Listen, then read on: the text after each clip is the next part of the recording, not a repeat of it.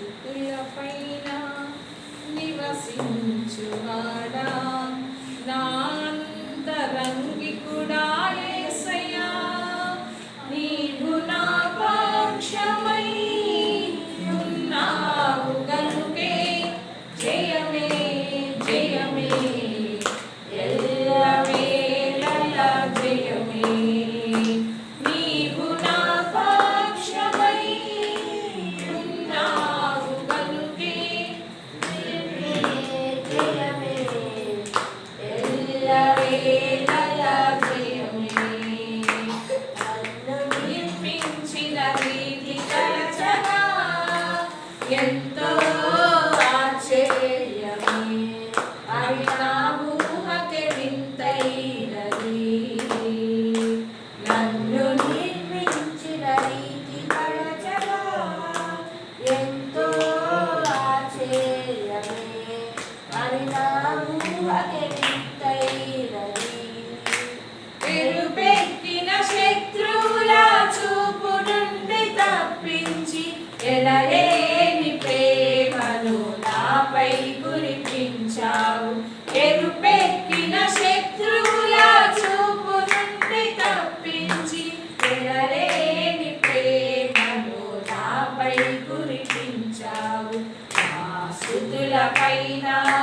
నివసించువాడా నా అంతరంగికుడా యేసయ్యా నీవు నా పక్షమై ఉన్నావు గనుకే జయమే జయమే ఎల్లవేళలా జయమే నీవు నా పక్షమై ఉన్నావు గనుకే జయమే జయమే ఎల్లవేళలా జయమే ద్రాక్షవల్లి అయిన నీలోనే బహుగా వేరు పారగా నీతో మధురమైన ఫలములియనా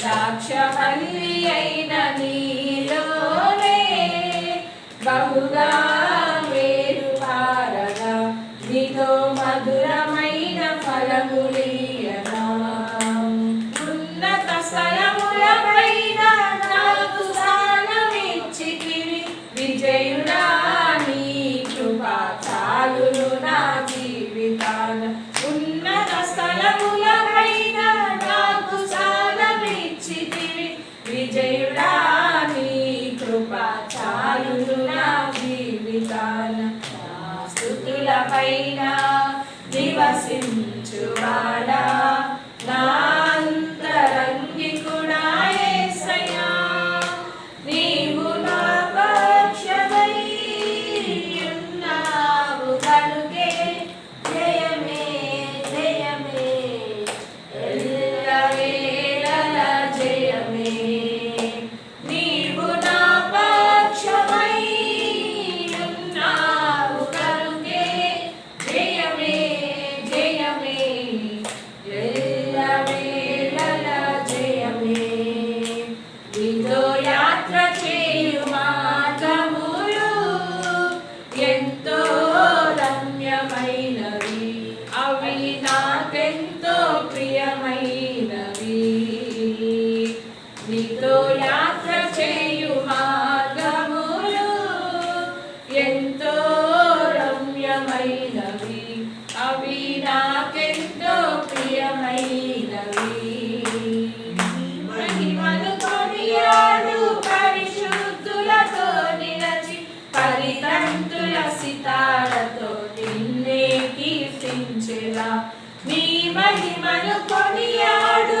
పరిశుద్ధులతో నిలచి పరితంతుల సితారతో నిన్నే కీర్తించెదా నా స్తుతులపైన నివసించువాడా నా అంతరంగికుడా యేసయ్యా నీవు నా పక్షమై ఉన్నావు గనుకే జయమే జయమే ఎల్లవేళలా జయమే నీవు నా పక్షమై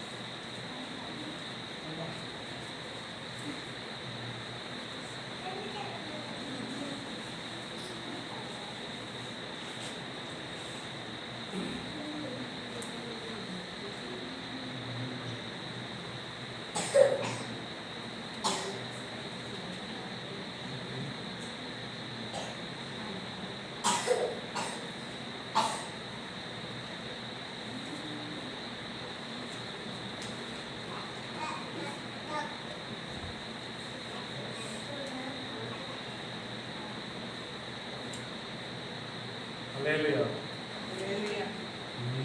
చల్లమైన నీళ్ళలో నన్ను నివసించని ప్రభు, నీ పరిశుద్ధ పాదములే నన్ను తాకని ప్రభు,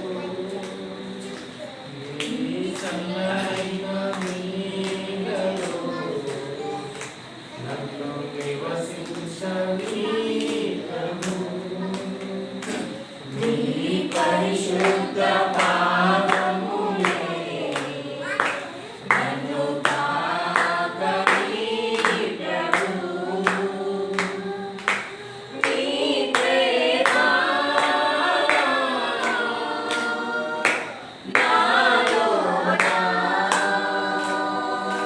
నీ ప్రేమ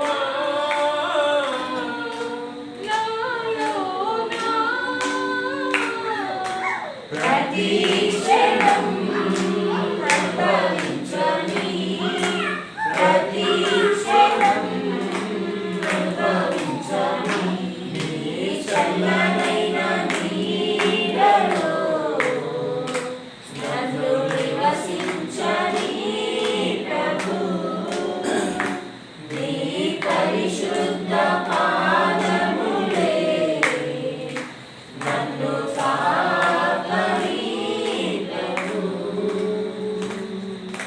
మట్టి వంటిది నా జీవితం, గాలి పొట్టు వంటిది నా ఆయుష్షు, మట్టి వంటిది నా జీవితం, గాలి పొట్టు వంటిది నా ఆయుష్షు, పదిలము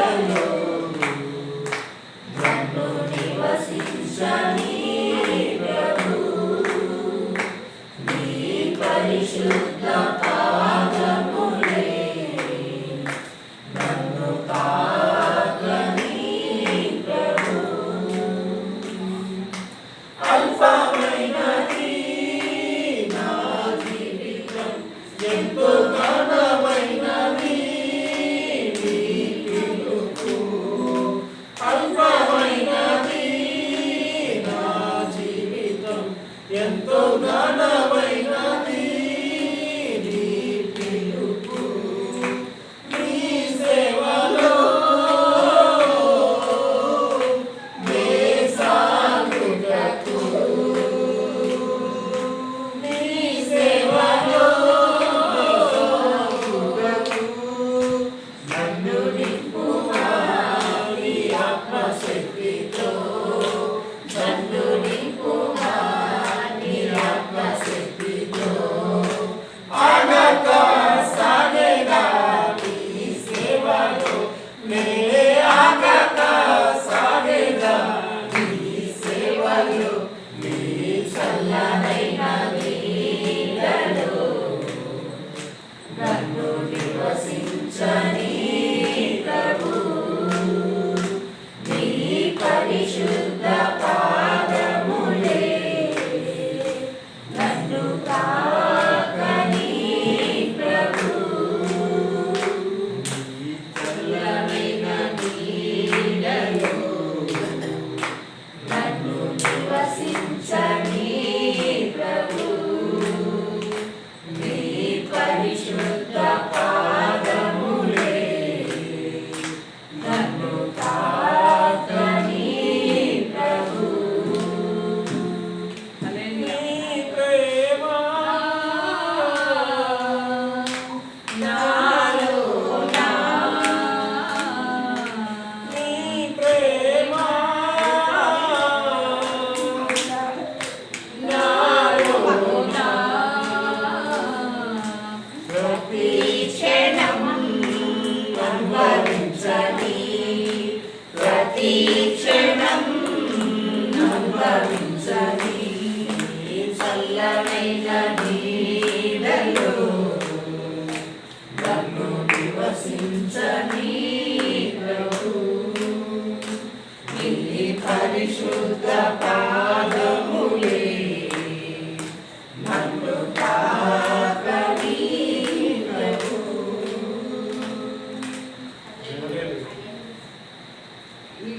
మేమేమో అక్కడ రెండోసారి రాగుంది, అందుకని వీళ్ళకి అది అలవాటు అయిపోయి వీళ్ళు ముందుగానే నేనేమో మీరు ఎక్కడ బాత్రూమ్ మాట్లాడి చెప్పి బాత్రూమ్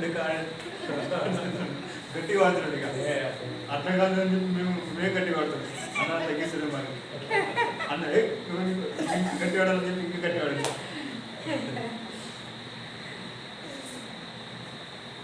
దీంట్లో నేర్చుకున్నావా? క్యాసెటేనా నువ్వు నేర్చుకున్నావా? యూట్యూబ్లోనా? మామూలు అందరూ వాడుతుంటే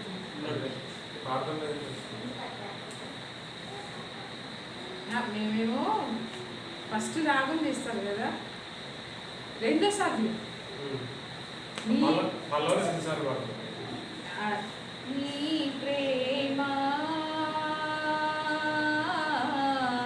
అనేది ఫస్ట్ తీస్తాం, రెండోసారి నీ ప్రేమ నాలో నా, అది అట్లా మేము అక్కడ అట్లా పడతాం. ఇక్కడేమో రెండోసారి కూడా ఇప్పుడు, అందుకని మీ ఇద్దరికి తేడా వచ్చింది.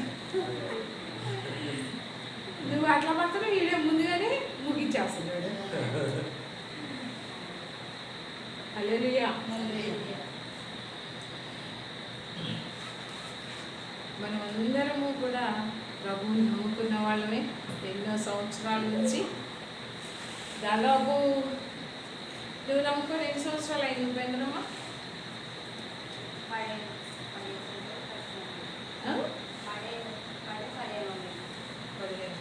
నువ్వు నాకు 2001 అంటే దాదాపు 20 ఇంకా ముందే నువ్వు ఉపేంద్రమ్మాడు. అదే దాదాపు 20 సంవత్సరాలు, 22 సంవత్సరాలు. అయితే దేవునికి భయపడితే ఎలాంటి ఆశీర్వాదాలు వస్తాయి? భయము అంటే చాలా రకాలు ఉంటాయి కదా. భయం కానీ నిజంగా దేవుని యందు మనం భయభక్తులు కలిగి ఉంటే ఎలాంటి ఆశీర్వాదాలు మనం పొందుకుంటాం? అసలు నాలో భయభక్తులు ఉన్నాయా? భయపడి మనం దేవుడికి భయపడితే ఎన్నో కార్యాలు చేస్తాడు. తప్పకుండా దేవుని వాక్యం ఎప్పుడు కూడా అబద్ధం చెప్పదు. దేవుని వాక్యం ఎప్పుడు కూడా సత్యమే చెప్తుంది. కాబట్టి మనం వాక్యం వెలుగులో మనం చూసుకున్నప్పుడు భయపడితే ఏమి కార్యాలు మనం చూస్తాం, ఏ ఆశీర్వాదాలు మనకి వస్తాయి. ఎవరైపుంటాడు కూర్చోరా. మనల్ని మనం పరిశీలించుకుందాం. ఏమి చేస్తే నేను దేవునికి భయపడినట్లు, ఎలా ఆలోచిస్తే నేను దేవునికి భయపడినట్లు, నేను ఎలా జీవిస్తే నేను దేవునికి భయపడినట్లు మనకి తెలియాలి కదా. నేను దేవునికి భయపడుతున్నానా లేదా అని మనకి తెలియాలి కదా. భక్తి అంటే ఈ రోజుల్లో ఏం చేస్తున్నాం అంటే చర్చికి వెళ్తే భక్తి, మందిరానికి వెళ్తే భక్తి, ఆదివారం వెళ్తే భక్తి అని అనుకుంటాం. కానీ అసలైన భక్తి ఏంటి? అసలు నిజంగా నేను దేవునికి భయపడుతున్నానా లేదా? నేను భయపడి నేను దేవుని చిత్తానుసారంగా నేను నడుచుకుంటున్నానా లేదా? మనం భయపడితే నిజంగా భయభక్తులు కలిగి ఉంటే మనం ఎలాంటి ఆశీర్వాదాలు పొందుకుంటాం అనేది మనం వాటి వెలుగులో చూస్తే పేతురు రాసిన పత్రికలో చూడండి.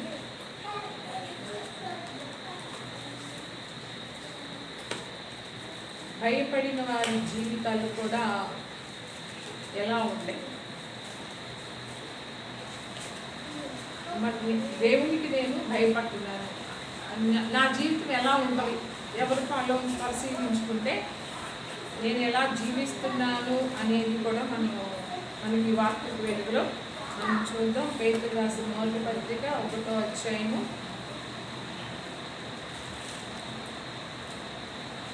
17వ వచనం. పక్షపాతము లేకుండా క్రియలను బట్టి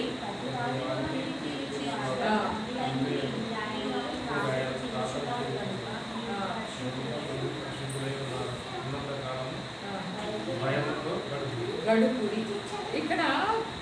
ఇక్కడ మనం భయం గురించి తెలుసుకున్నాం. మనము తర్వాత మనం దేవుని యందు భయభక్తులు కలిగి ఉంటే మనం ఏ కార్యాలు చూస్తామో, ఎలాంటి ఆశీర్వాదాలు మనం పొందుకుంటాం అనేది మనం చూద్దాం. ఇక్కడ పేతురు ఏమంటున్నాడు? పక్షపాతము లేకుండా క్రియలను బట్టి ప్రతివానిని తీర్పు తీర్చువాడు తండ్రి అని మీరు ఆయనకు ప్రార్థన చేయించున్నారు కనుక మీరు పరదేశులై ఉన్నంత కాలము భయముతో గడపాలన్నారు. ఎలా గడపాలి? భయముతో. మనం ఈ లోకంలో ఏంటంటే పరదేశులై ఉన్నంత కాలం అంటే మనం ఈ లోకంలో జీవించేదంతా కూడా మన ఈ దేశం ఏంటి? పరదేశం. మనకేంటి ఈ దేశం? పరదేశం. మన దేశం కాదు, మన దేశం ఆ దేశం. కాబట్టి దేవుడు భక్తుడు అంటున్నాడు మనం పరదేశంలో ఉన్నాం, మనది కాని దేశం. పరదేశం అంటే ఏంటి? మనది కాని దేశంలో మనం ఉన్నాం. కాబట్టి మీరు పరదేశంగా ఉన్నంత కాలము కూడా అంటే దేవుడిని తెలుసుకున్నప్పటి నుంచి మనం చనిపోయే దినం వరకు కూడా మనం ఎలా గడపాలంట? భయముతో గడపాలి. నేను అసలు భయముతో నేను గడుపుతున్నానా లేదా అని మనకి ఎలా అర్థమవుతుంది అంటే మనం ఎలా జీవిస్తున్నాం, ఎలా ఆలోచనలు చేస్తున్నాం, ఎలాంటి మాటలు మాట్లాడుతున్నాం, ఎలాంటి నడకలు నడుస్తున్నాం, ఇవన్నీ కూడా దేవుడు అంట పైన ఏమనుంది? పక్షపాతము లేకుండా క్రియలను బట్టి ప్రతివానిని తీర్పు తీర్చువాడు తండ్రి. ఎవరు తీర్పు తీరుస్తారు? మనమైతే ఈ లోకంలో భయము లేకుండా మనం జీవిస్తున్నాం కాబట్టి దేవుడు అంటున్నాడు, భక్తుడు అంటున్నాడు క్రియలను బట్టి ప్రతివానికి తీర్పు తీర్చేవాడు ఉన్నాడు. పక్షపాతం లేదు. వాళ్ళు ఎలాంటి వాళ్ళైనా సరే. మోషే అంతటి భక్తులు కూడా దేవుడు చేశాడా లేదా? తీర్పు అంటే ఐగుప్తుకి వెళ్ళడానికి వీలేదండి. ఏదో ఒక్క కాని మాట ఒక్కటే మాట్లాడాడు మోషే. కానీ ఆ మాటను బట్టి నువ్వు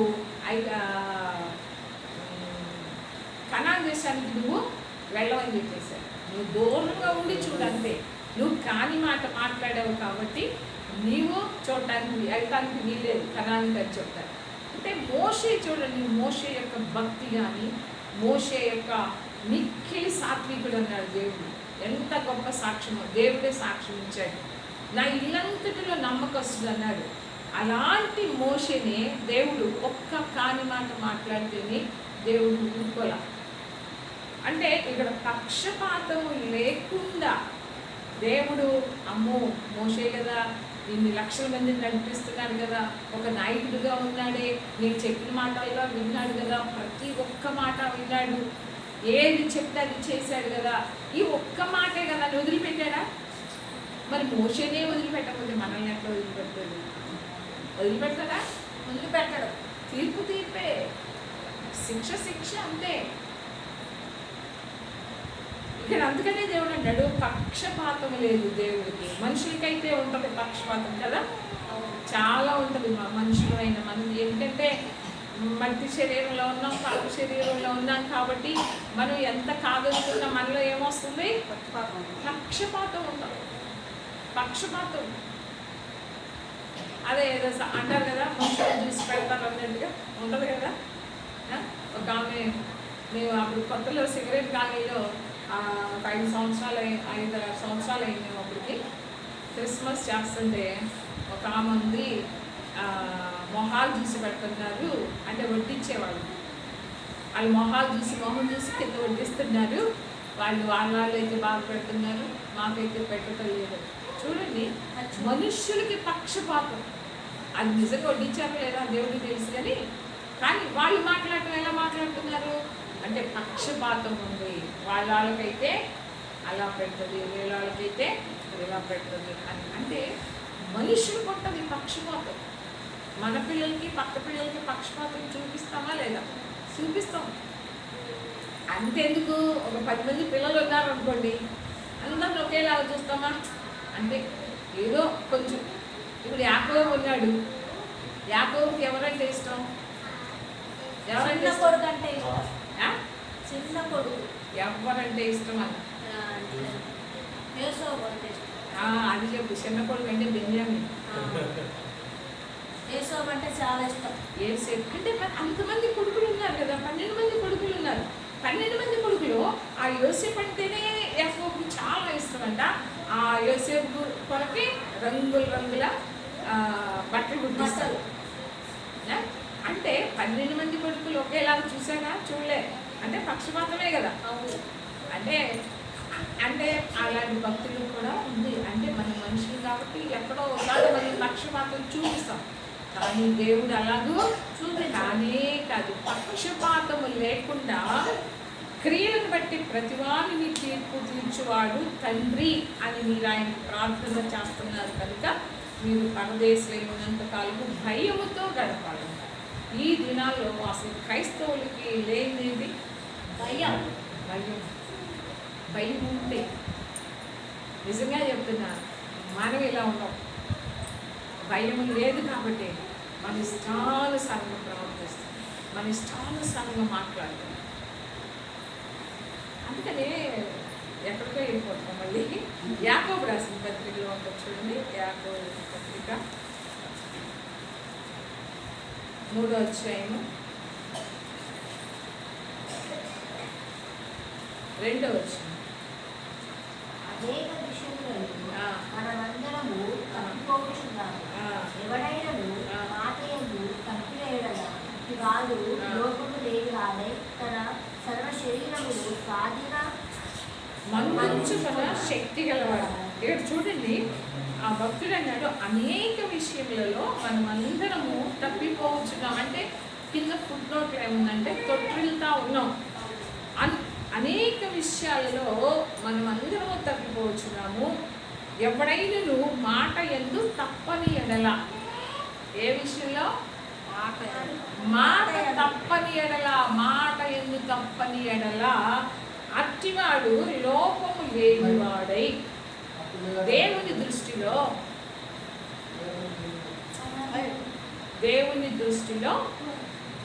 ఎలాంటి వారు లోపం లేని వారుగా ఉంటారు?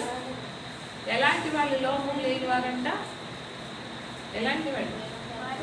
వాక్యం చదివారు కదా, వాక్యంలో చూపించదండి.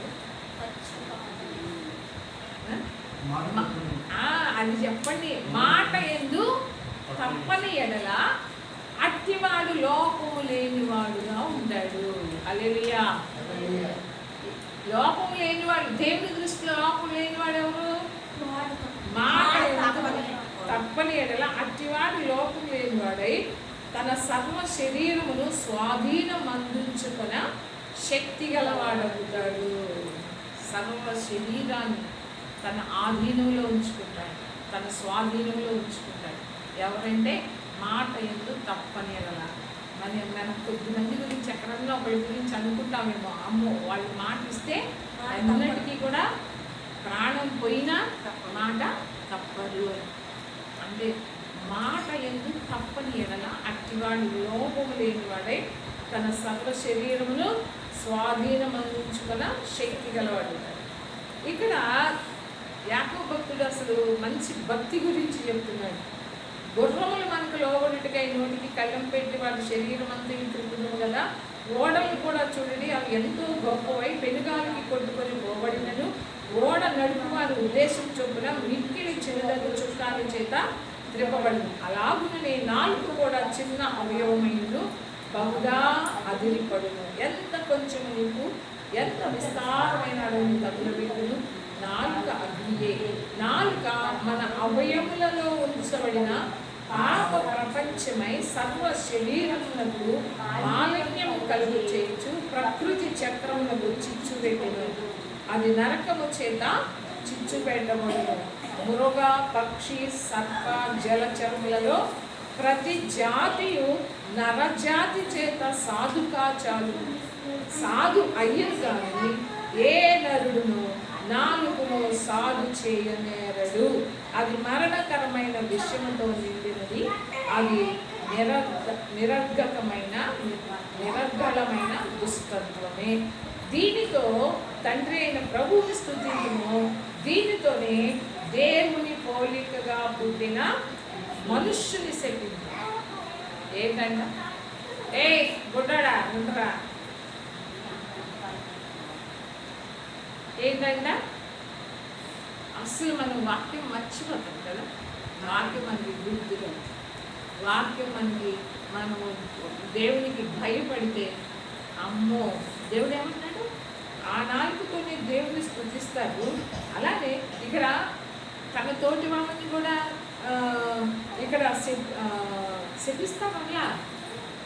దేవుని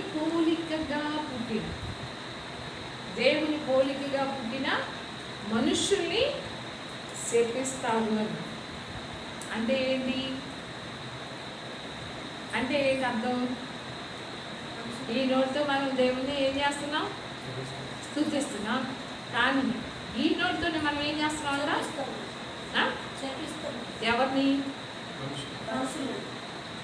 దేవుని పోలికగా పుట్టిన మనిషి. ప్రతి ఒక్కళ్ళు ఎవరంట? దేవుని పోలిక. ప్రతి ఒక్కళ్ళు కూడా అందుకనే మొట్టమొదటి ఆదాము చేసేటప్పుడు దేవుడు ఏమంటాడు? మన స్వరూపమందు మన పోలిక చొప్పున, నా పోలిక చొప్పున.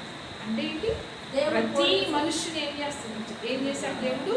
ప్రతి మనిషిని దేవుని పోలికగానే పుట్టించాడు. అందుకని ఈ మాట వాడాడు పేతురు భక్తుడు. మామూలుగా అయితే ఈ నోటితో స్తుతిస్తున్నారు, ఈ నోటితోనే మీరు మనుషుల్ని శపిస్తున్నారు అనొచ్చు కదా. కానీ ఇక్కడ ఏమంటున్నాడు భక్తుడు? మీరు దీనితో అంటే నాలుగుతో తండ్రి అయిన ప్రభువుని స్తుతింతుము. దీనితోనే దేవుని పోలికగా పుట్టిన మనుష్యులను శపింతుము. దేవుడు ఊరుకుంటాడా? దేవుని పోలికగా పుట్టాము. నువ్వు నేను ఎలా దేవుని పోలికగా పుట్టామో అలాగే ఎదుటాళ్ళు కూడా ఎలా చేశాడు దేవుడు? తన పోలిక. ప్రతి ఒక్కరిని కూడా దేవుని పోలికగా పుట్టించాడు. అందుకనే ఒక్క నోటి నుండి ఆశీర్వచనము శాపవచనము బయలువెళ్ళు. నా సహోదరులారా అలా ఉండకూడదు.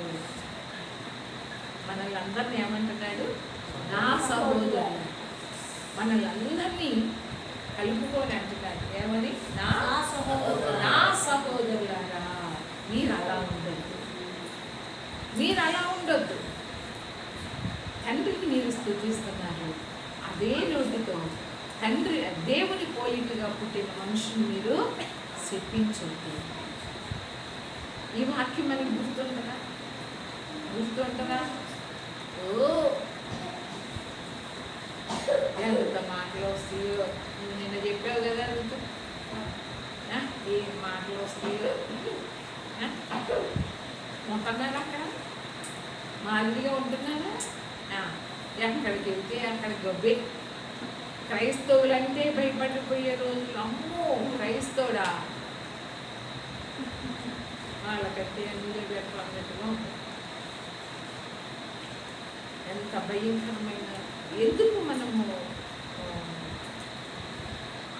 అంటే అందరి మధ్య మనం దేవుని నామాన్ని అవమానపరిచేయడము అనుకున్నాం. మనల్ని బట్టి దేవుని సన్నిధికి రాలేకపోతున్నారు చాలామంది నాతోనే చెప్పారు. అమ్మో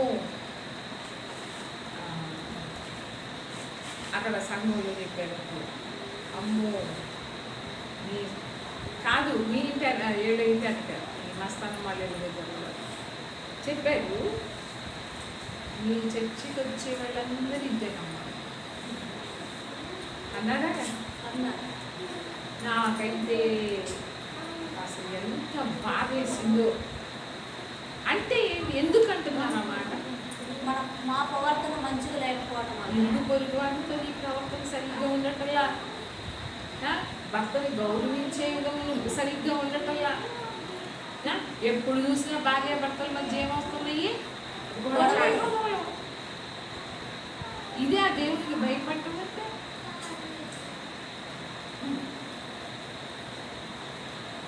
ఇక్కడ ఏమనుంది? నీటి బొగ్గలో ఒక జల నుండియే తీయని నీరును చేదు నీరు కూడిన నా సహోదరులారా, అంజూరపు చెట్టున ఒలీవ పండ్లైనను ద్రాక్ష తీగన అంజూరపు పండ్లైనను కాయిన అటువలనే ఉప్పు నీళ్ళలో నుండి తీయని నీళ్లను. అందుకని అన్నాడు, మీలో జ్ఞాన వివేకములు గలవాడెవడు? మీలో జ్ఞానము వివేకము కలిగిన వాళ్ళు లేరు. అందుకనే దేవుడు అంటున్నాడు, అనేకులంట జ్ఞానం లేక నశించిపోతున్నారు. జ్ఞానం ఉండటంలా. నేను రాత్రి చెప్పాను కదా, ఏమని చెప్పాను? దేవుని చిత్తాన్ని మనం అర్థం చేసుకోలేకపోతున్నాము. అర్థం చేసుకోలేక అంటే ఆ జ్ఞానం మనకి అర్థం కాదు. అందుకనే నేను ఏమని చెప్పాను? కొలసీలా చూడు, 1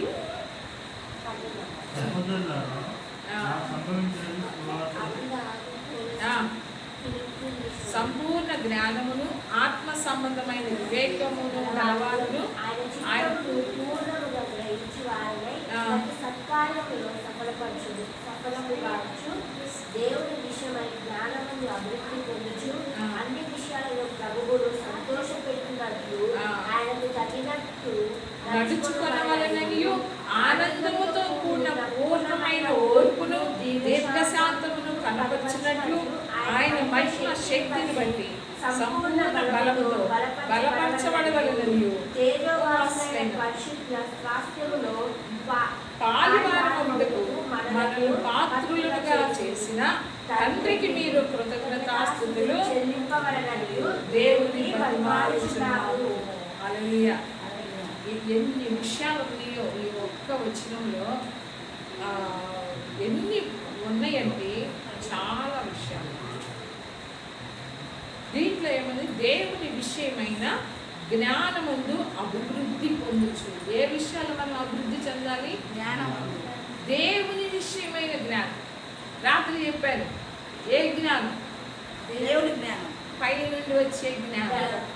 ఆ జ్ఞానము మొట్టమొదటి ఏమి ఇస్తుందంట? మొట్టమొదట పైనుండి వచ్చే జ్ఞానం పవిత్రమైనది, అది సమాధానకరమైనది, అది మృదువైనది, సులభముగా లోబడేది, పక్షపాతము లేనిది, వేషధారణ.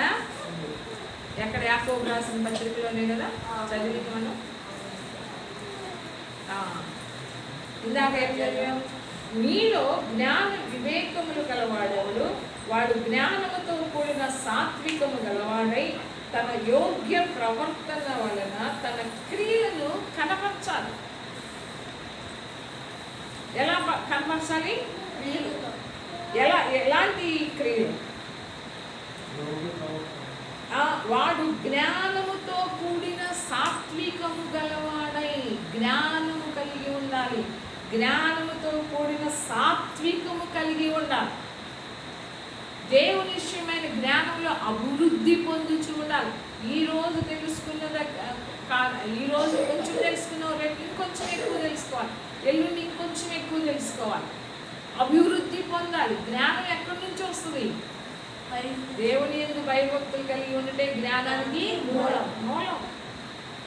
ఆ జ్ఞానంలో అంటే వాక్యం చదువుతూ ఉండాలి, వాక్యంలో చదువుతూ ఉండాలి, అభివృద్ధి పొందుతూ ఉండాలి.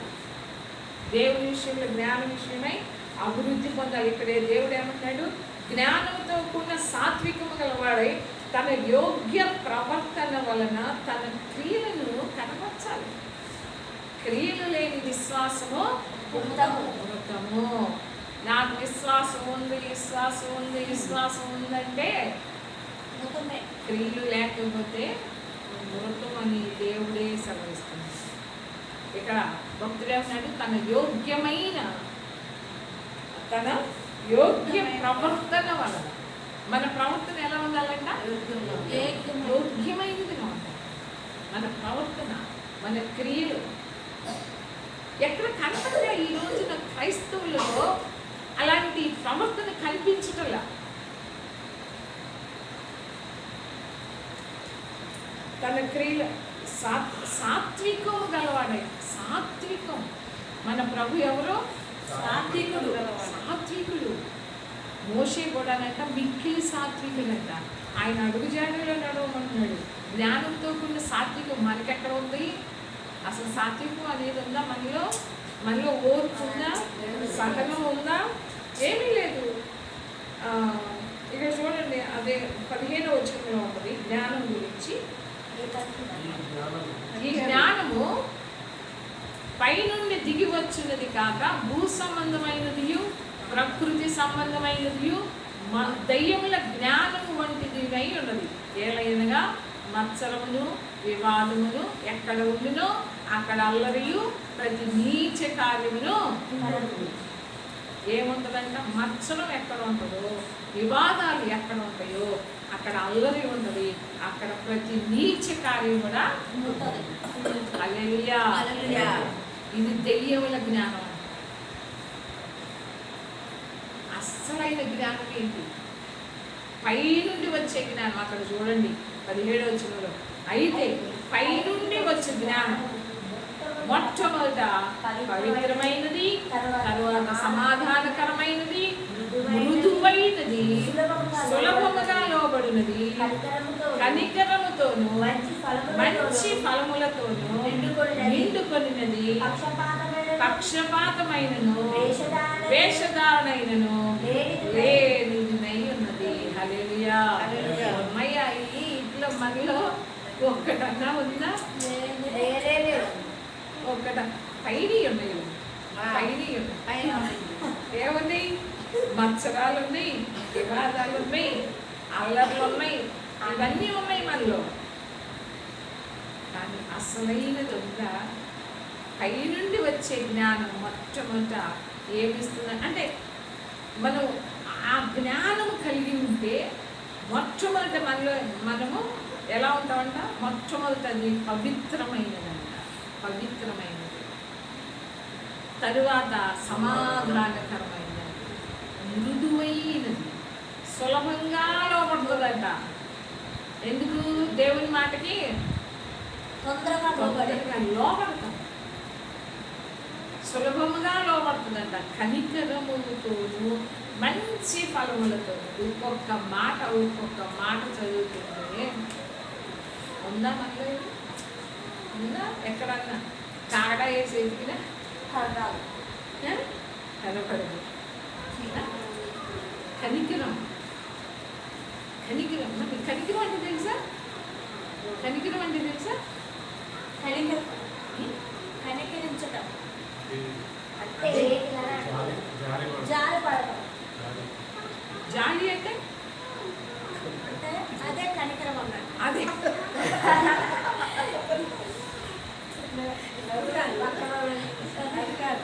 కనికరించడం. చెప్పండి. చెప్తున్నాను. నోట్లో పంపు బయటకు వెళ్ళిపో. మరి అందరికీ తెలుసు పేదరు అంటాడు. నేను రేపు చెప్తా ఉంటున్నావా?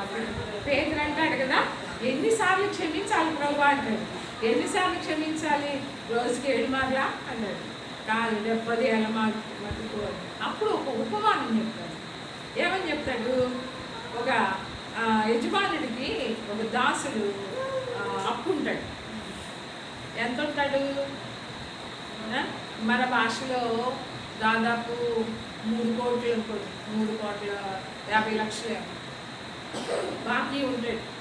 బాకీ ఉంటే అతను వచ్చి బతిలాడుకుంటాడు.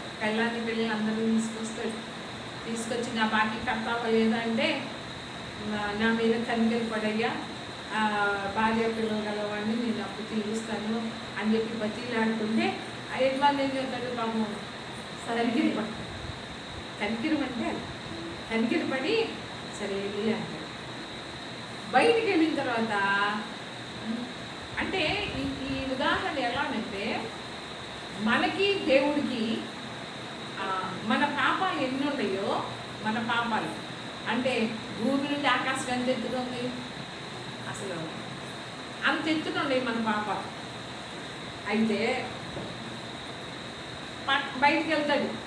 ఇక అమ్మయ్య క్షమించాలే నా యజమానుడు అని చెప్పి బయటికి వెళ్తాడు. ఈలోపు వాడికి అప్పున్నాడు ఇంకొకటి వస్తాడు. ఎంత? 50 రూపాయలు. 3,50,00,000 ఎక్కడ? 50 రూపాయలు కూడా వస్తుంది. కాళ్ళ కొట్టుకుంటాడు, నా అప్పు తీరుస్తావా లేదా అని. ఆడు అంటాడు, బతీలాడుకుంటాడు. కనికరపడేది, నేను తీరుస్తాను అన్నా. బతీలాడుకుంటాడు. కనికరపడ్డా? ఏమంటాడు? నా అప్పు తీరుస్తావా చస్తావా అంటాడు. పాపం తోటి దాసులు తోటి వాళ్ళు కనికరపడ్డారు. పక్కన చూసే వాళ్ళందరూ కనికరపడుతున్నారు, కానీ వాళ్ళు కనికరపడి జాలితో వెళ్ళి ఎవరికి చెప్పారు? అయ్యా మీరు క్షమించారు, ఎంత క్షమించారు, కానీ 50 రూపాయలు తన తోటి దాసుని క్షమించలేకపోయాడు అంటే అసలు ఆ మాట చూడండి. మత్తయి సువార్తలో అక్కడ ఉంటుంది కనికరం అనే మాట. అక్కడ ఉంటుంది చూడండి. ఎక్కడ ఎన్నో వచ్చాయి? 18వ అధ్యాయం మత్తయి సువార్త 27వ వచనం. అంటే అదంతా మనకి తెలుసు కాబట్టి, ఆ దాసుని యజమానుడు కనికరపడి వానిని విడిచిపెట్టి వాని అప్పు క్షమించెను. సరే 28వ వచనం చూడండి. అయితే ఆ దాసుడు బయటకు వెళ్ళి తనకు 100 దేనారములు అచ్చి ఉన్న తన తోటి దాసులలో ఒకరిని చూసి వాని గొంతు పట్టుకొని నీవు అచ్చి ఉన్నది చెల్లింపు అని. అందుకు వాని తోటి దాసుడు సాగిలపడి నా ఎడల ఓర్చుకొను, నీకు చెల్లించదనని వారిని వేడుకొనిను. కానీ వాడు ఒప్పుకొనక అచ్చి ఉన్నది చెల్లించు వరకు వారిని చెరసాలలో మర్చిపోయి చెరసాలనే వేసేస్తాడు. ఏది? 50 రూపాయల కోసం. వాడిని క్షమించింది ఎంత? 3,50,00,000. ఇక్కడ 50 రూపాయలు పాపం చెల్లించలేదని చెప్పి జైల్లో పెట్టిస్తాడు. పెట్టించినప్పుడు అప్పుడు చూడండి 31వ వచనం. కాగా వాని తోటి దాసులు జరిగింది చూసి మిక్కిలి దొంగపడి వచ్చి జరిగిందంతయు తమ యజమానులకు వివరంగా తెలియదు. అప్పుడు వారి యజమానులు వారిని పిలిపించి, చెడ్డదాసుడా, నీవు నన్ను వేడుకుంటే కనుక నీ అప్పంతయు క్షమించితిని. నేను నిన్ను కరుణించిన ప్రకారము నీవును నీ తోటి దాసుని కరుణింపవలసి ఉండేది కదా అని బాధ్యత చెప్పాను. అంటే ఇది కనికరపడటం.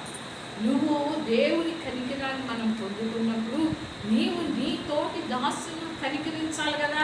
నువ్వు దేవునికి అచ్చి ఉన్నది ఎంతో ఉంది, కానీ దేవుడు నిన్ను అంటే ఆ యజమాని దాసుని క్షమించినప్పుడు కనికరపడ్డాడంట. ఆ దాసుని యజమానుడు ఏం పడ్డాడు? దాసుని మీద కనికరపడ్డాడు.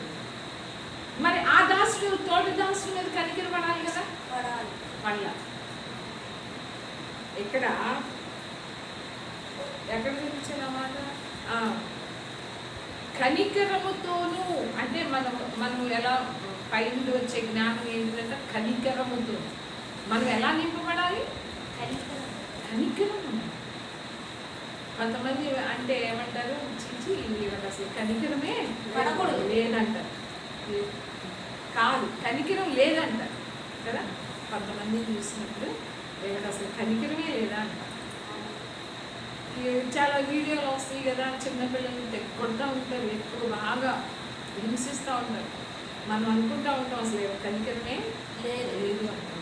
కానీ దేవుడు అంటున్నాడు కనికరముతో మనము నింపబడాలంట. కనికరముతోనూ మంచి ఫలములతోనూ, మంచి ఫలం అంటే మంచి క్రియలతో, మంచి క్రియలతో నింపబడాలంట. పక్షపాతమైనను వేషధారైనను లేనిదై ఉంది. ఇందాక కొలసీలు రాసిన పత్రికలో కూడా ఇదే మాట ఉంటుంది చూడండి. 12వ వచనంలో నేను 3 విషయాలు దీంట్లో దేవుని విషయమైన జ్ఞానమందు అభివృద్ధి పొందుచు అన్ని విషయములలో ప్రభువుని సంతోషపెట్టునట్లు.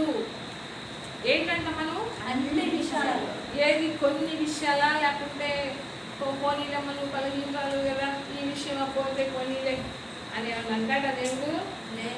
ఏమంటున్నాడు? అన్ని విషయాల్లో నువ్వు నేను ఏం చేయాలంట?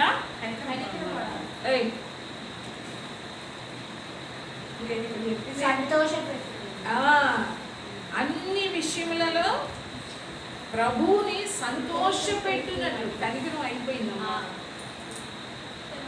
అన్ని విషయాలు ఏం చేయాలా? నడిచినా, నువ్వు మాట్లాడినా, నీ ప్రవర్తన కావచ్చు, నీ నడత కావచ్చు, నీ చూపులు కావచ్చు, ఏదైనా నువ్వు ఏదైనా స్థలానికి వెళ్ళినప్పటికీ కూడా, ఎక్కడికి వెళ్ళినా దేవుని ఏం చేయాలా? ప్రభువుని సంతోషపెట్టేదిగా ఉండాలి. నువ్వు ఎక్కడికైనా వెళ్ళు, అది ప్రభువుని సంతోషపరిచేదిగా ఉండాలి. నువ్వు మాట్లాడే ప్రతి మాట ప్రభువుని సంతోషపరిచేదిగా ఉండాలి. నువ్వు ఏ క్రియ చేసినా కూడా ప్రభువుని సంతోషపెట్టే విధంగా క్రియలు ఉండాలి. ప్రభువుని సంతోషపెట్టే విధంగా నీ ప్రవర్తన ఉండాలి. ప్రభువుని సంతోషపెట్టే విధంగా నీ మాటలు ఉండాలి. అన్ని విషయాలు, కొన్ని విషయాలు అంటారా, అన్ని విషయాలు మనం ఏం చేయాలంట? ప్రభువుని సంతోషపెట్టినట్లు. దేవుని విషయమై జ్ఞానంలో అభివృద్ధి చెందాలి. అన్ని విషయాల్లో ప్రభువుని సంతోషపెట్టాలంట. ఆయనకు తగినట్లుగా నడుచుకొనవలెనని. ఎవరికి తగినట్లుగా? అసలు అది లేవు కాబట్టే, ఇవి లేవు కాబట్టే అన్యజనుల మధ్య దేవుని నామము దూషించబడుతుంది, అవమానపరచబడుతుంది. ఈ రోజున క్రిస్టియన్స్ అంటే ఏమంటారు? అబ్బు నువ్వు చర్చికి వెళ్తావుగా ఏంటి? ఎప్పుడు అబద్ధాలే మాట్లాడతావా? నువ్వు చర్చికి వెళ్తావు, ఇలా చేస్తావు ఏంటి? చాలా మంది అంటారు అన్నిటిలో ఉందమ్మా ప్రేమ, మీ క్రైస్తవులకి చర్చికి వెళ్ళే వాళ్ళలో లేదంటారు. ఎంత దారుణం అయిపోతుందంటే అసలు ఇందాక అది మర్చిపోయి, ఇందాక తిమోతికి అంటే అంచె దినాల్లో క్రైస్తవులు ఎలా ఉంటారో చూడండి. తిమోతికి రాసిన మొదటి పత్రిక 2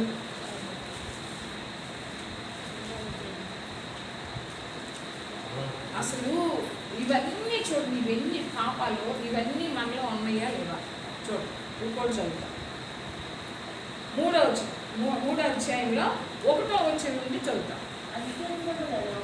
అపాయకరమైన కాలములు వచ్చునని తెలుసుకోండి. ఏదైనా మనుషుల స్వార్థం నేను చదువుతానమ్మా. అంచె దినములలో అపాయకరమైన కాలములు వచ్చునని తెలుసుకొని ఎందుకు వస్తున్నాయి అంచె దినాలు? ఇవన్నీ ఏంటి? అంచె దినాలు. ఇవన్నీ మనకి అంచె దినాల్లో అపాయకరమైన కాలములు వచ్చునని తెలుసుకొని ఎలాగనగా, ఎందుకంటే మనుషులు స్వార్థ ప్రియులు. ఈ దినాలు అందరూ ఏంటంట? స్వార్థం. ఎక్కడ చూడండి, ఎక్కడైనా చూడండి, ఈ రోజుల్లో స్వార్థమే.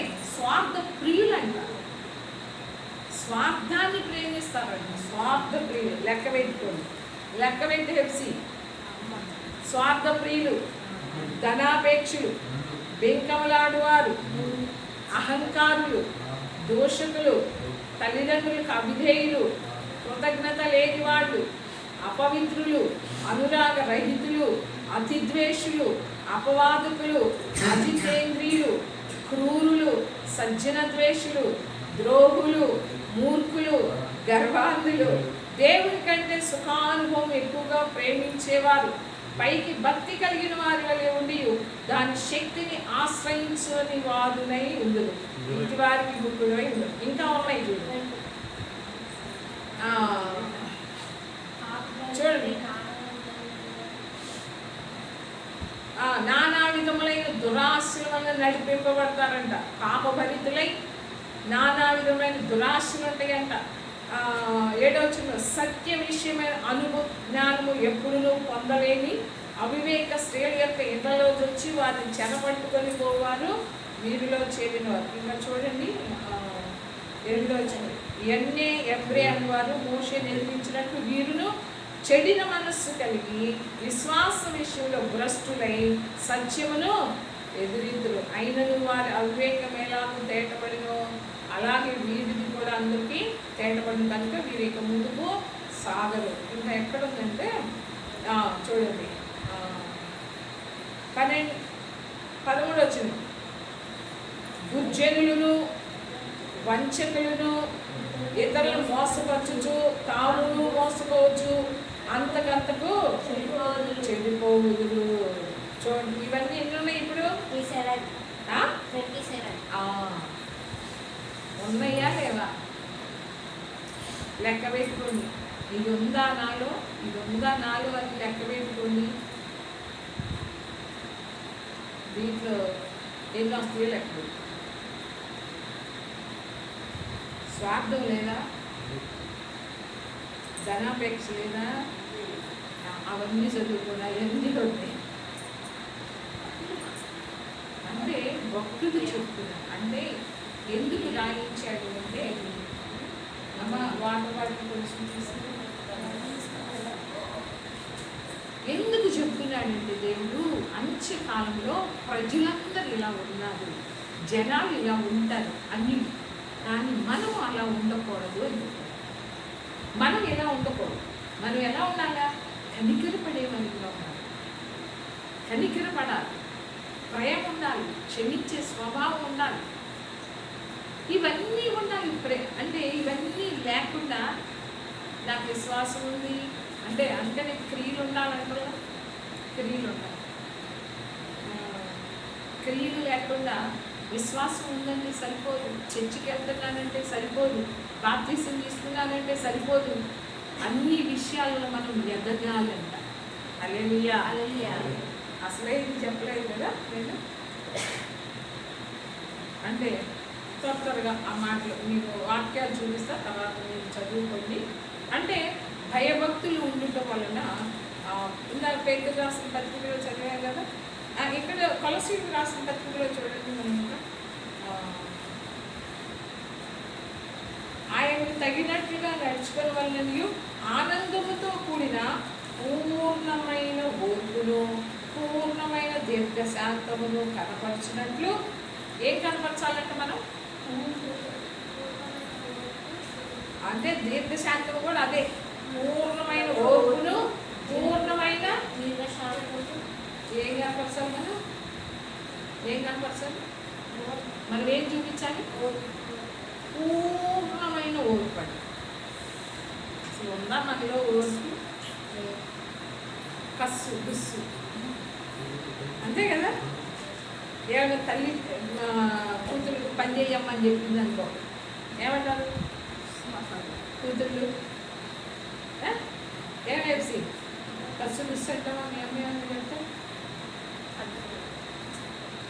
పని చేసిన చెప్పినప్పుడు ఏమనకుండా మౌనంగా చెప్పిన పని చేస్తావా?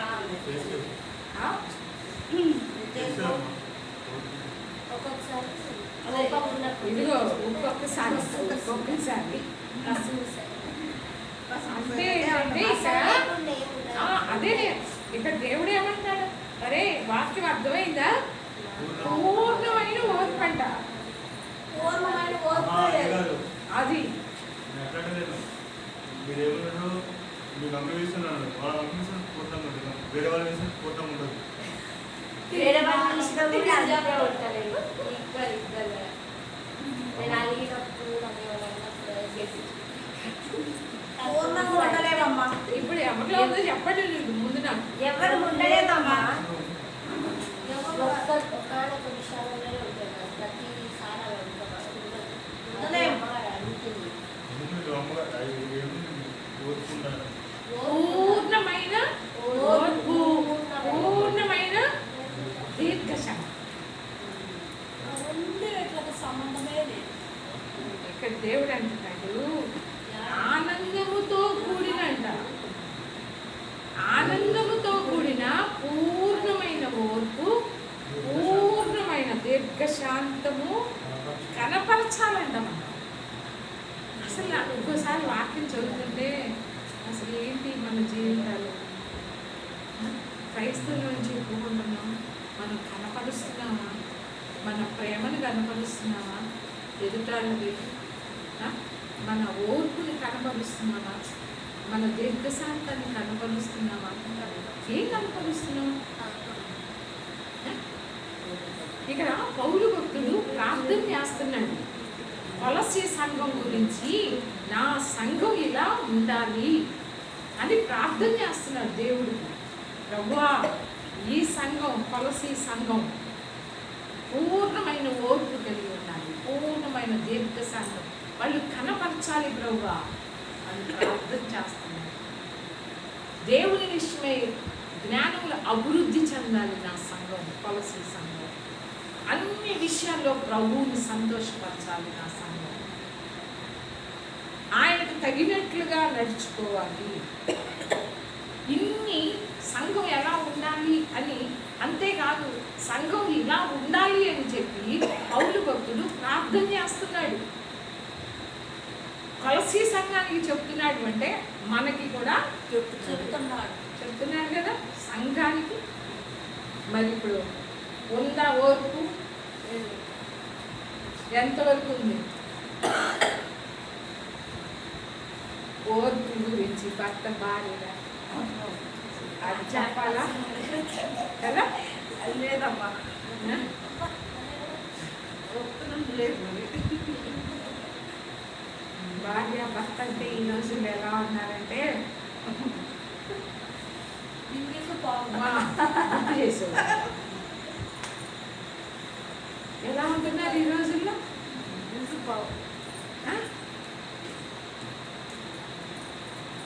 అంటే నేను దేవుడికి భయపడుతున్నానా లేదా? నేను వాక్యాన్ని అంటే దేవుడికి భయపడటం అంటే ఏంటి? వాక్యాన్ని, దేవుని మాటకి నేను ఎలా జీవిస్తే నేను దేవుడికి భయపడుతున్నాను అని నేను అర్థం చేసుకుంటాను. ఎలా ఆలోచిస్తే నేను దేవుడికి భయపడుతున్నానని మనకు అర్థమవుతుంది. దేవుడికి భయపడినట్లుగా మనం జీవిస్తున్నామా? అలా ప్రవర్తిస్తున్నామా మనం? అసలు మన ప్రవర్తన దేవునికి నేను భయపడుతున్నాను అన్నట్లుగా మన ప్రవర్తన ఉండాలి, మన మాటలు ఉండాలి, మన క్రియలు ఉండాలి.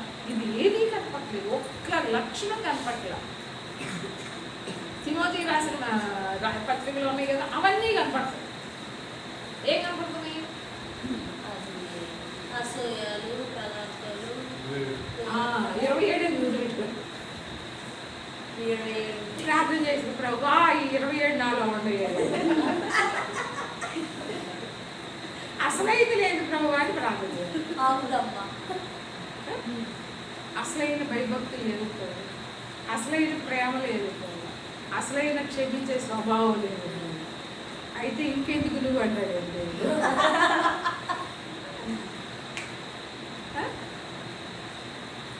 చూడండి, సరే నేను వాక్యాలు ఇప్పుడు యోగు గ్రంథంలో చూడండి, గౌరవ వాక్యాలు చూపించి నేను ముగించేస్తాను. నేను వాటన్నిటి గురించి చెప్దాం అనుకున్నాను కానీ ఇక ఎటో ఎటుపోయాను. యోగు గ్రంథం 1వ అధ్యాయంలో అంటే నేను భయభక్తులు కలిగి నేను జీవిస్తున్నానా లేదా, నేను ఎలా జీవిస్తే దేవునికి భయపడుతున్నట్లు అనేది మనకి అసలు భయపడేటువంటి ఏంటి, భయపడితే నేను ఏం చేస్తాను, నాలో ఏమి ఉంటుంది. చూడండి ఇక్కడ 1వ అధ్యాయంలో ఊసు దేశమునందు యోబు అని ఒక మనుషుడును, అతడు యథార్థవంతుడును న్యాయవంతుడునై దేవుని భయభక్తులు కలిగి చెడుతనము. ఈ ఒక్క మాటలకు అర్థమవుతుంది ఏంటి, నేను దేవుని ఎందు భయభక్తులు కలిగి ఉన్నానా లేదా, లేకుంటే నేటి బీరకాయలో ఏముండదు, నెయ్యి పేరు మాత్రం ఏంటిది, మైసూరు బోండాలో ఏముండదు, మైసూరు. అలాగే విశ్వాసంలో ఏముండదు, క్రియలు, విశ్వాసమైన క్రియలు. ఇక్కడ దేవుడు చెప్తున్నాడు, దేవుని యందు భయభక్తులు కలిగి ఉన్నవాళ్ళు చెడుతనం ఏం చేస్తారంట, విసర్జిస్తారు. మనల్ని మనం పరిశీలించుకుంటాం, నేను దేవుని యందు భయభక్తులు కలిగి ఉన్నానా లేదా. భయభక్తులు కలిగి ఉన్న వాళ్ళకి దేవుడు ఒక కంచె వేసేస్తాడు. ఇప్పుడు యోగు చుట్టూ దేవుడు ఏం చేశాడు, ఆయనకి కలిగిన సమస్తం చుట్టూ కంచె వేశాడు. అంటే ఎవరైతే భయభక్తులు కలిగి చెడుతనాన్ని విసర్జిస్తారో వాళ్ళ చుట్టూ దేవుని కంచె. ఇక త్వరగా నేను వాక్యాలు చూపిస్తాను, తర్వాత మీరు రాసుకొని తర్వాత 31వ కీర్తన చూడండి, 25వ కీర్తన మొదట 25వ కీర్తన చూడండి, 25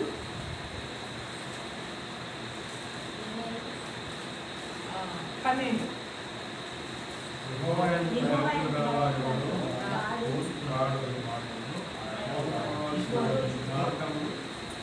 యెహోవా యందు భయభక్తులు గలవాడు ఎవడో వాడు కోరుకొనవలసిన మార్గమును ఆయన వానికి బోధించును. ఎవరైతే భయభక్తులు కలిగి ఉంటారో వాళ్ళు నడవలసిన మార్గమునంట వాళ్ళకి బోధిస్తాడు. అంతేకాదు 14వ వచనంలో చూడండి, యెహోవా మర్మము తెలిసి ఉన్నది, ఆయన తన నిబంధనను కూడా వారికి తెలియచేస్తాడు. హల్లెలూయా. నిబంధనని దేవుడు తెలియచేస్తాడంట, మార్గాన్ని తెలియచేస్తాడంట. మనం నడవలసి ఎవరికి నిజంగా భయభక్తులు, ఎవరు భయభక్తులు అంటే ఏంటి, చెడుతనమును విసర్జించిన వాళ్ళు దేవుడు ఏం చేస్తాడంట, మార్గాన్ని బోధిస్తాడంట, తన నిబంధనని తెలియచేస్తాడంట. 31వ కీర్తన అంటే గురించి చెప్పడానికి టైం లేదు కాబట్టి నేను 31వ కీర్తనలో చూడండి, 31వ కీర్తన 19వ వచనం.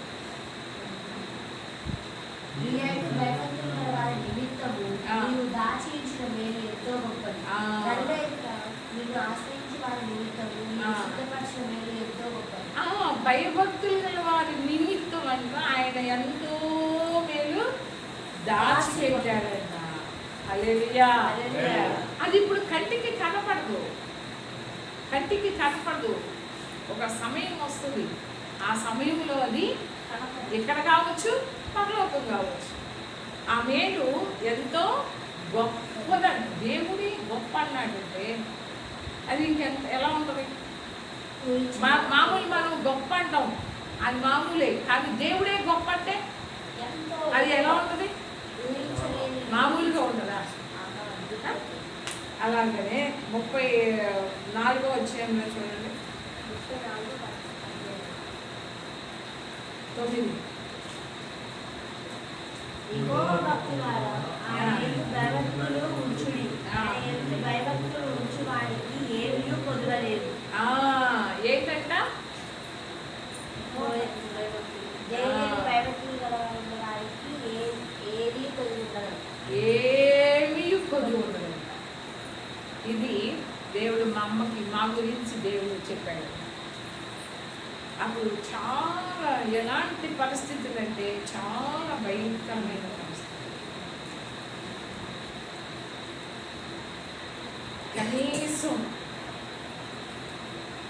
కనీసం తినడానికి కూడా లేని పరిస్థితి.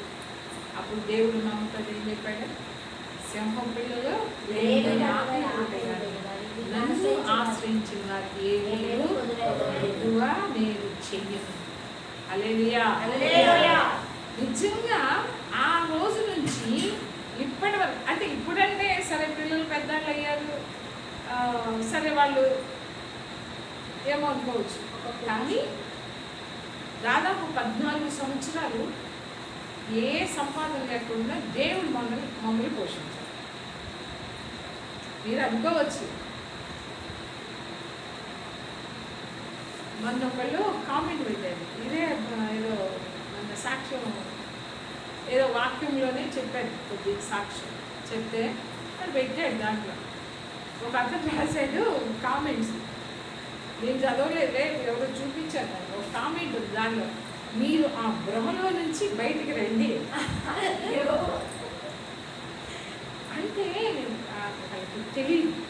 వీటిలో ఉన్న అంటే రుచి చూసిన వాళ్ళకి అర్థమవుతుంది కదా, రుచి చూడని వాళ్ళకి తెలియదు. అతను మంచిగా, అంటే వాళ్ళ నమ్మకం వాళ్ళది, మన నమ్మకం మనది.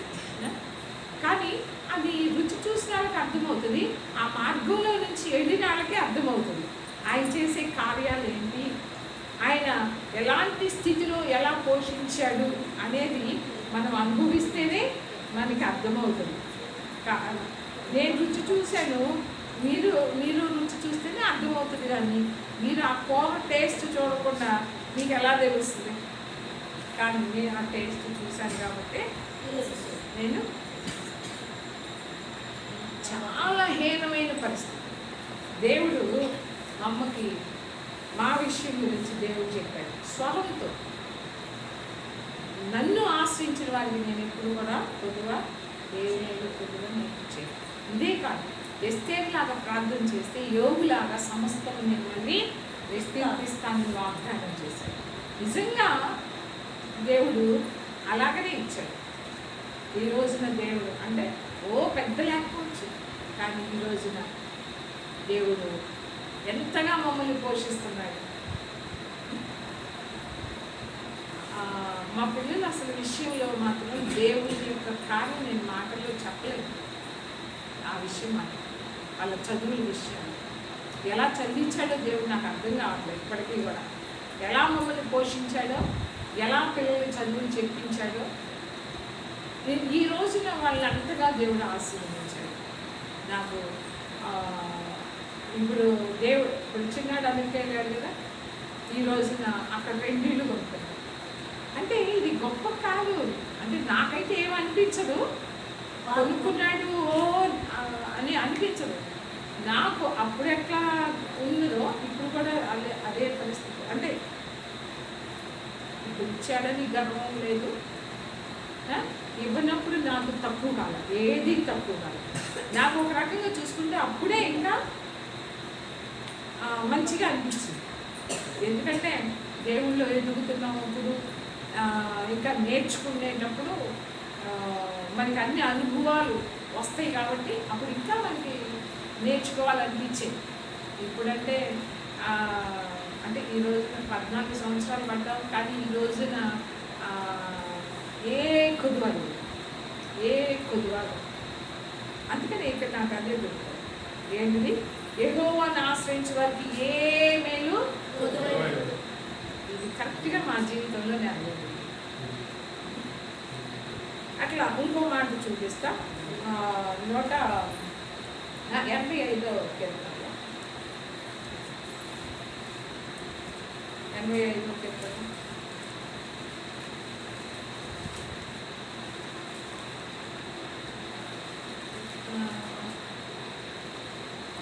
కాదు 85 111.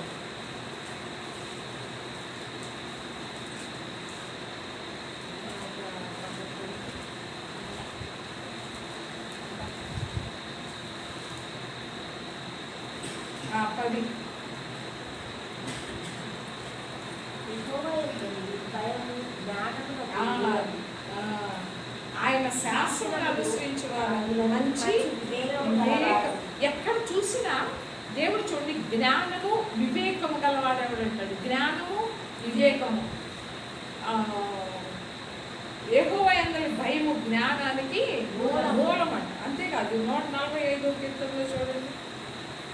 145 కీర్తన.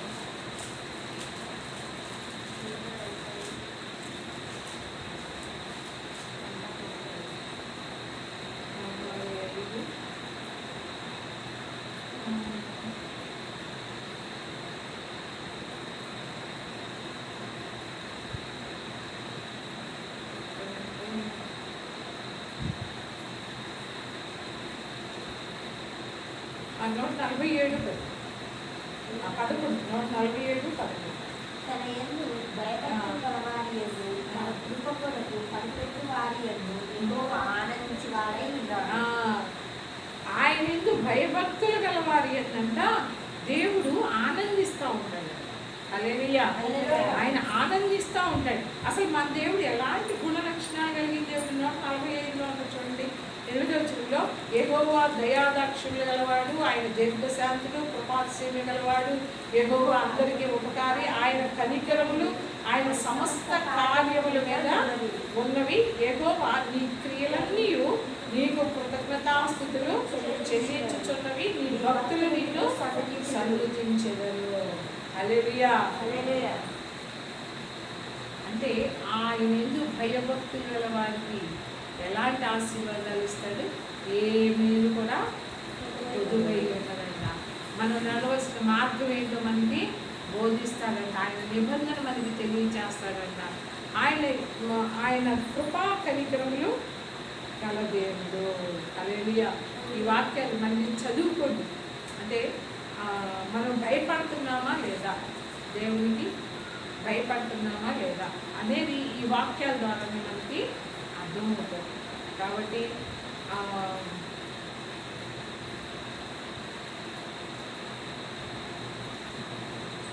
మనము కొన్ని విషయాల్లో కనుక భయపడాలి.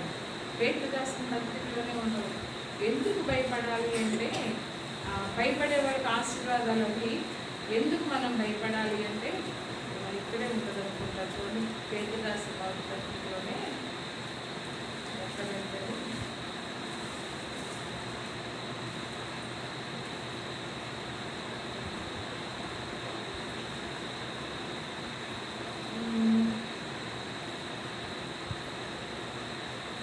మనందరికీ ఎక్కడ ఉండదు, మనందరికీ తీర్పు తీర్చుతున్నాడు. కాబట్టి ఇక మనం ఇంకా చదివాం కదా 17వ వచనంలో, పక్షపాతం లేకుండా క్రియలను బట్టి ప్రతివాన్ని తీర్పు తీర్చువాడు తండ్రి అని మీరు ఆయన ప్రార్థన చేయించున్నారు కనుక మీరు పరదేశులై ఉన్నంత కాలము భయముతో, ఎందుకు అంటే భయంతో తీర్పు తీర్చేవాడు తండ్రి అని చెప్పి మనం ఆయనకి భయపడాలంట. హల్లెలూయా. అంతేకాదు తన అమూల్యమైన రక్తంతో మనల్ని విమోచించాడు కాబట్టి మనము భయపడాలని. నిజమైన భయభక్తులు కలిగి ఉండటం అంటే ఏంటి? ఇందాక చెప్పాను కదా, ఏంటి భయభక్తులు కలిగి ఉండటం అంటే ఏంటి? ఎలా భయభక్తులు కలిగి ఉంటాం? భయభక్తులు కలిగి ఉన్నాము అని నీకు ఎలా తెలుస్తుంది? చెడుతనములు దేవుడే చెప్పాడు కదా, యెహోవా యందు భయభక్తులు కలిగి చెడుతనములు విసర్జించిన వాడు ఎవరు? యోబు. నిజంగా మనకి దేవుని యందు భయభక్తులు ఉన్నాయి అంటే దానికి చెప్పమంటారు? దాని గుర్తేంటి?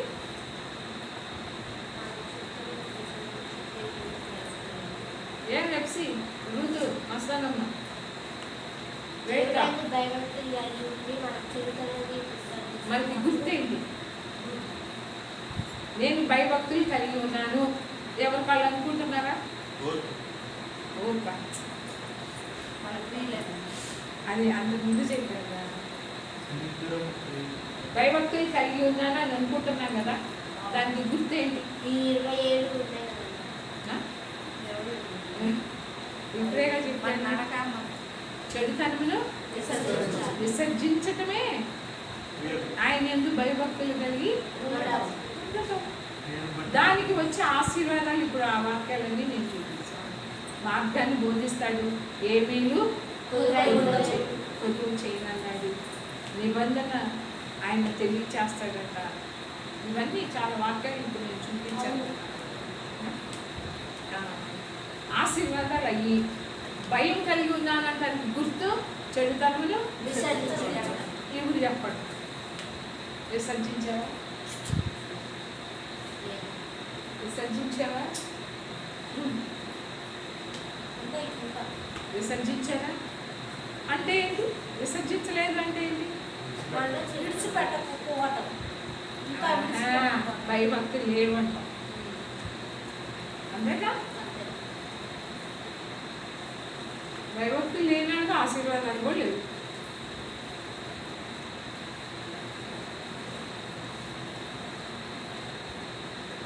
భయభక్తి లేనాకి ఆశీర్వాదాలుగా దేవుడు స్పష్టంగా మర్చిపోయి 103వ కీర్తనలో కూడా ఒక మాట ఉంటుంది చూడండి. 103వ కీర్తనలో ఆ?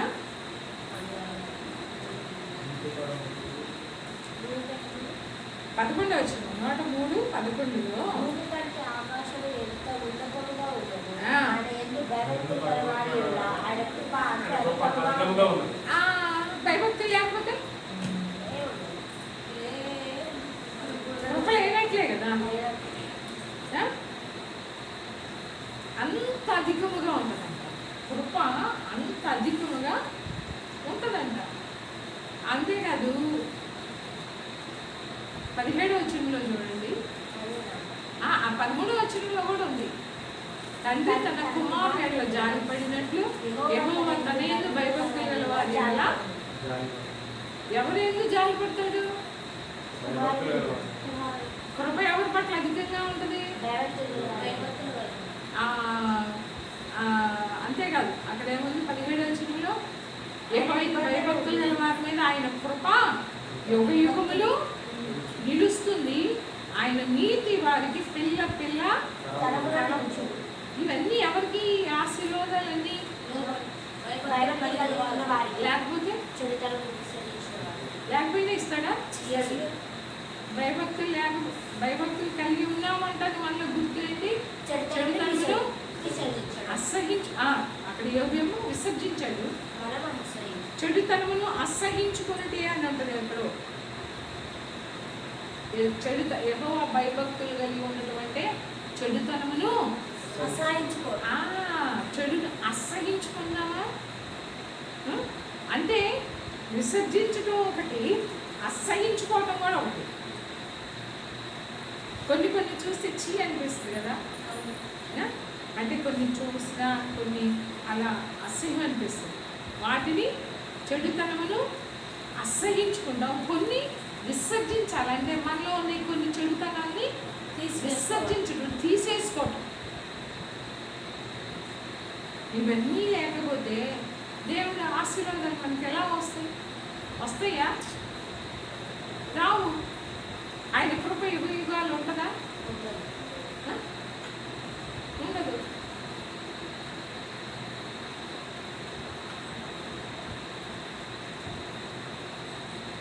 ఆయన మన ఏంటంట అంత జాలి పడతాడంట. తండ్రి ఒక కుమారుని ఎలా జాలి పడతాడో అలా మన ఎందుకు కూడా జాలి పడాలి. అందుకని అసలు మనం ఎక్కడున్నామంటే నాకు అనిపిస్తూ ఉన్నది, ఇంకా అసలు మొదటి మెట్టు మీదే ఉన్నామనిపిస్తుంది. ఎన్ని సంవత్సరాలైనా మనం ప్రభు దగ్గరికి వచ్చి ఇంకా ఎక్కడున్నాం? గట్టి మీదనే ఉన్నాం. ఆ, ఇప్పుడు ఆలోనే ఉన్నావు ఇంకా ఇంకెక్కడ ఉన్నావు ఆలో దగ్గర నుంచి వెళ్తల్లా ఏం వెళ్తున్నా చదువుతున్నావా నా ముందు కాస్త ఏ రవి అని